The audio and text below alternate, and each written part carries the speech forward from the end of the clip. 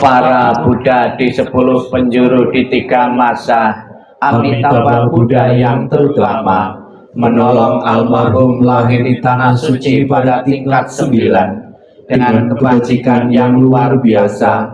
Kini aku berlindung sepenuh hati, bertobat atas kesalahan yang dilakukan pikiran, ucapan, dan perbuatan.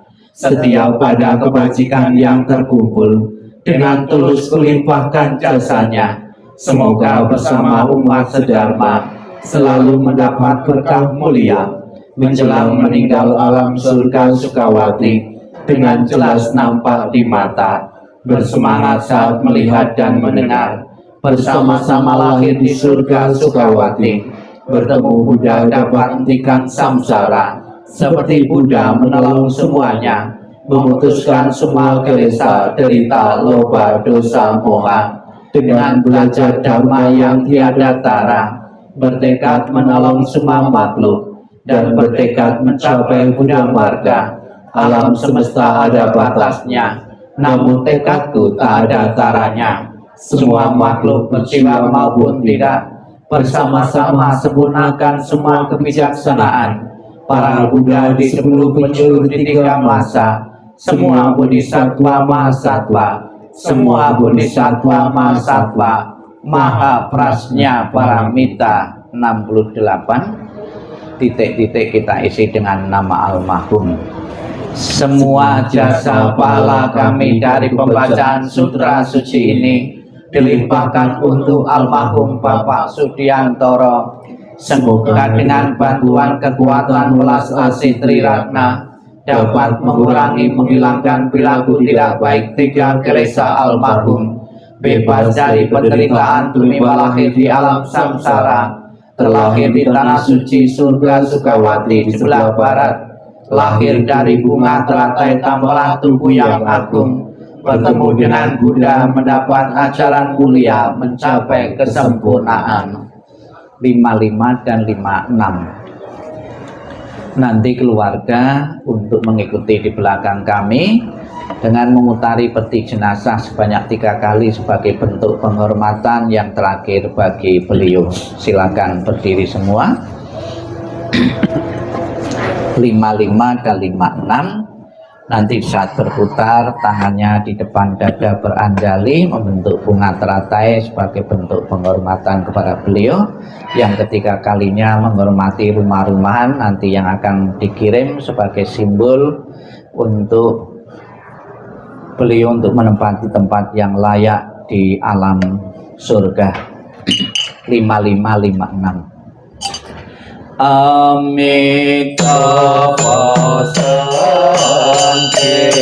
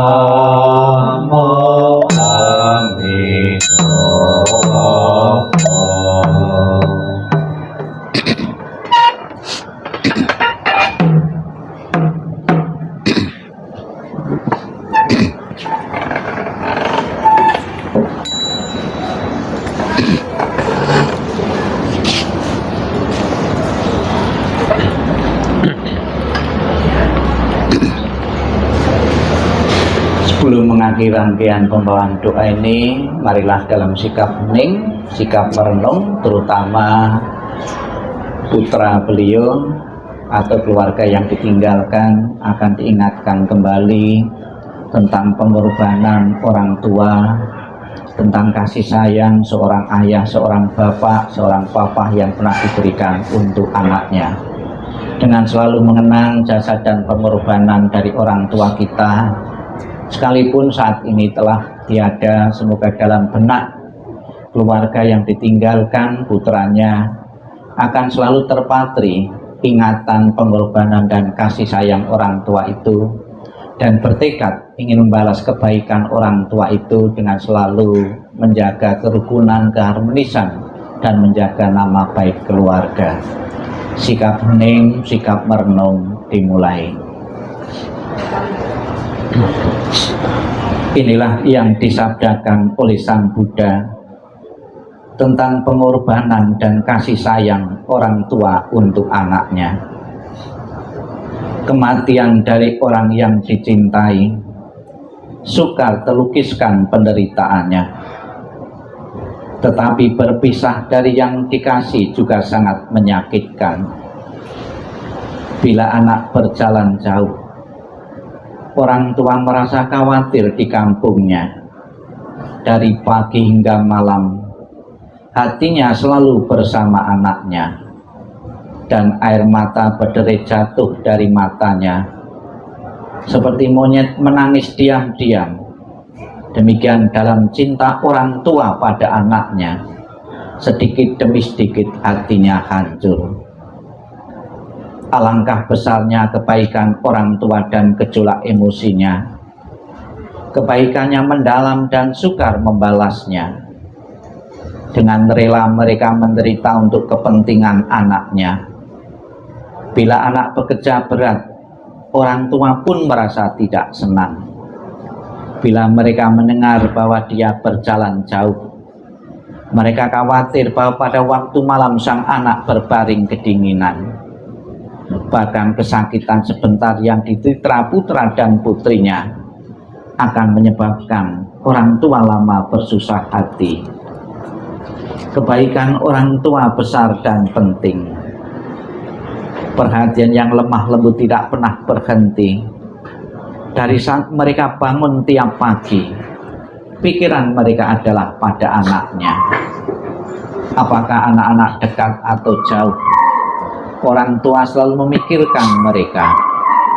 Sekalipun orang tua hidup untuk 100 tahun, dia akan selalu mengkhawatirkan anaknya yang berumur 80 tahun. Inginkah Anda mengetahui bilakah kebaikan dan cinta demikian itu berakhir? Ia bahkan tidak pernah berkurang hingga akhir hidupnya. Sabi sata bawantu sukitata. Semoga semua makhluk hidup berbahagia dan sejahtera. Sikap hening selesai. Sadu, sadu, sadu. Terimalah salam di dalam Dharma, Namo Sang Hyang Adi Budaya, Namo Buddhaya, dan salam sejahtera bagi Bapak Ibu saudara sekalian. Di kalangan umat Buddha ada teori Dhamma yang menjelaskan yang berkaitan dengan kenapa seseorang meninggal atau mati. Yang pada umumnya kita dengar seseorang mati itu dipanggil Tuhan, dipanggil yang di atas. Sang Buddha menjelaskan ada 4 faktor yang menyebabkan seseorang itu bisa mengalami kematian. Untuk menjelaskan Dhamma ajaran Sang Buddha ini agar mudah dipahami oleh masyarakat publik, oleh masyarakat banyak, Sang Buddha menggunakan perumpamaan matinya api lilin atau pelita. Jadi dengan perumpamaan itu dekat dengan kita, setiap hari kita jumpai, itu lebih bisa memahami dan memudahkan untuk mengerti sebab-sebab dari kematian yang dialami oleh seseorang. Yang pertama, api itu bisa mati, api lampu atau pelita atau lilin itu bisa mati karena 4 faktor. Yang pertama, faktor karena minyaknya habis, itu apinya akan mati. Kemudian faktor kedua, karena sumbunya habis, itu apinya juga mati. Kemudian bareng bersamaan, ya, minyak dengan sumbu bersama-sama habis, itu apinya juga mati. Dan yang faktor keempat, karena tertiup angin. Sang Buddha ingin menjelaskan Dhammanya. Dari keempat itu ada orang yang mati, itu karena batas usia rata-rata manusia sudah habis. Kalau batas usia rata-rata sudah habis, ketemu obat, tidak ketemu obat, ketemu dokter, tidak ketemu dokter, atau suhu atau singse, pasti akan mati juga karena batas usia rata-ratanya sudah habis seseorang itu. Batas usia rata-rata sekarang mati itu kurang lebih 70 sampai 75 tahun. Jadi kalau ada seseorang yang berumur lebih dari 75 tahun itu sudah ada bonus, sudah lebih usianya. Kemudian faktor bahwa tenaga atau energi karmanya itu sudah habis, karma produktifnya sudah habis, itu bisa mengalami kematian. Kemudian yang ketiga bersamaan, ya, batas usia sudah habis, karma produktifnya sudah habis, itu juga akan mengalami kematian. Dan yang keempat, karena faktor misalnya terjadi kecelakaan, kemudian adanya virus seperti api yang tertiup oleh angin ini. Secara pasti kita tidak tahu almarhum saat ini mati kenapa. Namun yang lebih penting bukan kenapa meninggalnya. Yang penting adalah penanganan dari arwah, dari kesadaran itu. Bahwa kesadaran seseorang atau arwah itu bisa melanjutkan perjuangan kehidupan berikutnya, disesuaikan dengan timbunan karma-karma atau kebaikan-kebaikan maupun keburukan-keburukan yang telah dilakukan di dunia ini. Secara pasti saat ini almarhum telah di alam mana kita tidak tahu, namun sudah menjadi kewajiban dan harus menjadi kewajiban keluarga yang ditinggalkan. Kita berharap, berdoa agar almarhum telah di alam-alam bahagia. Dengan telah di alam-alam bahagia tentunya kita tidak khawatir lagi terhadap nasib keberadaan orang tua kita karena sudah berbahagia di alam selanjutnya, telah di alam surga. Maka bayangan pikiran manusia, keluarga yang ditinggalkan, harapan manusia yang ditinggalkan agar orang tua yang meninggal telah di alam bahagia melalui beberapa cara telah kita lakukan. Yang pertama, kita memohon berkah pelindungan dari Buddha Amitabha. Tadi kita bersama-sama kemarin, saat ini, dan besok pun kita akan berharap memohon berkah pelindungan dari Buddha Amitabha yang bertakhta sebelah barat. Di dalam janjinya beliau yang ke-18 mengatakan, barang siapa menyebut namaku, mengulang namaku, ya, maka apabila seseorang itu meninggal, akan kujemput dan telahir atau kubawa di alam surga sucinya, yaitu surga Sukawati. Sudah menjadi tujuan dan harapan setiap orang, setiap agama, hidup bahagia, sejahtera, panjang umur, kalau mati masuk surga. Demikian pula almarhum dan juga keluarga yang ditinggalkan berharap almarhum setelah menikmati panjang umur sampai 82 tahun ini, berharap 85 ini, berharap untuk kelahiran berikutnya di alam surga. Semoga benar-benar menjadi kenyataan Buddha Amitabha yang bertakhta benar-benar memenuhi janji dan tekadnya untuk menjemput arwah beliau dan menempatkan di alam surga sucinya. Kemudian di samping agama dapat kita lihat, di samping rumah-rumahan, di samping peti ada rumah-rumahan. Itu juga sebuah doa, sebuah harapan dari keluarga yang hidup kepada yang meninggal. Kita lihat rumah di situ megah dan mewah. Sepeninggalan almarhum, kehidupan saat ini bisa menempati, bisa mempunyai rumah sebagus dan semewah itu. Saya yakin apabila benar di alam sana almarhum bisa menempati rumah sebagus dan semewah itu, keluarga yang ditinggalkan akan bangga, akan senang, tidak perlu mencemaskan dan mengkhawatirkan lagi. Namun apakah benar-benar almarhum akan menempati rumah sebagus dan semewah itu? Tergantung dari beberapa faktor. Faktor yang utama adalah timbunan kebaikan-kebaikan yang dimiliki oleh beliau.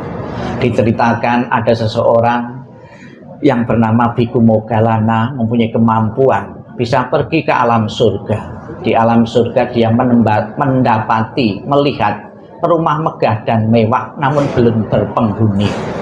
Ketika melihat rumah megah dan mewah belum berpenghuni, dia penasaran, turun ke dunia, bertanya kepada Sang Buddha. Sang Buddha, ketika saya berkunjung di surga, saya mendapati rumah megah dan mewah tapi belum berpenghuni. Milik siapa? Kamu ketahui rumah itu milik seseorang yang bernama Nandia. Nandia itu dalam kesehariannya berbuat kebajikan-kebajikan kepada siapapun. Sebagai buah kebajikannya itu loh, di surga tercipta rumah megah dan mewah untuk Nandia ini. Semoga kebajikan-kebajikan yang dimiliki oleh almarhum Bapak Sudiantoro benar-benar mencukupi sehingga layak untuk menerima fasilitas kehidupan di alam surga seperti apa yang menjadi gambaran ini. Dan juga sebagai bentuk penghormatan juga tadi dibimbing oleh Bapak Ali untuk mempersembahkan saji-sajian makanan. Sekalipun makan tidak berkurang, tidak tetel juga, jumlahnya juga tetap, namun tetap ada nilai manfaatnya bagi almarhum. Almarhum merasa senang, sekalipun saya setelah meninggalkan keluarga, saya tetap dilayani, bahkan lebih-lebih dikasih makan. Pasti akan membentuk kondisi arwah itu bahagia. Dengan kondisi arwah yang bahagia akan mendukungnya telakinya di alam bahagia. Tapi sebaliknya, setelah ditinggal almarhum, keluarga tidak rukun, tidak harmonis dan cuek, ya tentunya juga akan membentuk arwah itu akan menderita, akan sedih, mendukungnya telah di alam-alam yang tidak menguntungkan. Semoga harapan keluarga dan kita semua yang ditinggal almarhum setelah meninggal ini benar-benar telah di alam surga bahagia, benar-benar menjadi kenyataan. Sadu, sadu, sadu. Marilah kita bersama-sama berdiri untuk mengakhiri rangkaian pembawaan doa ini dengan memberi hormat sebanyak 3 kali. Hormat pertama, hormat kedua, hormat ketiga. Namo Amitoho. Namo Amitoho.